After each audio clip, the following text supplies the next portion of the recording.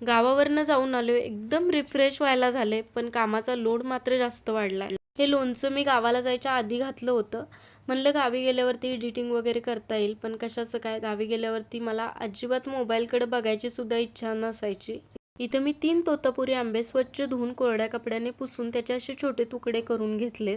आता मसाल्यासाठी बघा, 2 चमचे मोहरी, 1 चमचा मेथीचे दाणे, 2 चमचे बडीशेप, 2 चमचे धने आणि 2 चमचे जिरे घालून चांगलं भाजून घेतलं. आता हे थोडं थंड झालं की मिक्सरला फिरवून घ्यायचं. आता एका मोठ्या परातीमध्ये भरपूर बारीक चिरलेला लसूण, बारीक चिरलेला आलं, अर्धा चमचा हळद, 3 ते 4 चमचे लाल तिखट. आता 1 कपाला थोडंसं कमी मी तेल घेतलं आणि चांगलं तेल धूर निघेपर्यंत गरम करून घ्यायचं. आणि मगाशी जे आपण तयार करून ठेवलं होतं ते सगळं मिक्स करून घेतलं आणि यावरती कडकडीत गरम तेल घातलं. गरम तेल ओतल्यामुळे आले लसूण मधला कच्चेपणा पूर्ण निघून जाईल, यामुळे मी गरम तेल घातलं. त्यानंतर मगाशी तयार करून घेतलेला सगळा मसाला सुद्धा घातला आणि छान सगळं मिक्स करून घेतलं. आता हे तेल आपल्याला पूर्णपणे थंड करून घ्यायचं आहे आणि मगच यामध्ये आंब्याच्या फोडी घालायच्या.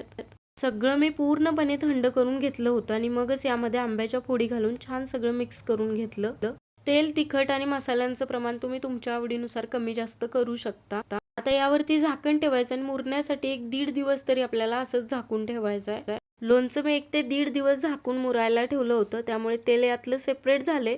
परत सगळं आता मी मिक्स करून घेतलं. तुम्हाला जर लोणचं जास्त दिवस टिकवायचं असेल तर आंब्याच्या फोडींना हळद मीठ लावून 2-3 तास वाळवून घ्या. इथं मी इन्स्टंट दाखवलंय. असं काय नाही की तोतापुरीचा आंबा घेतला पाहिजे, तुम्ही दुसरा कोणताही आंबा वापरू शकता.